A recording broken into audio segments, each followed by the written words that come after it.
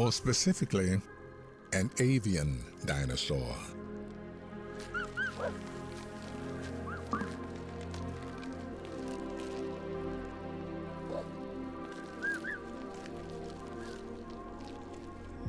Otherwise known as the birds.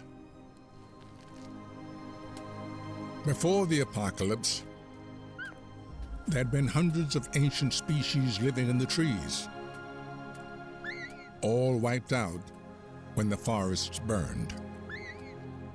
But a handful of ground-dwelling birds did make it through.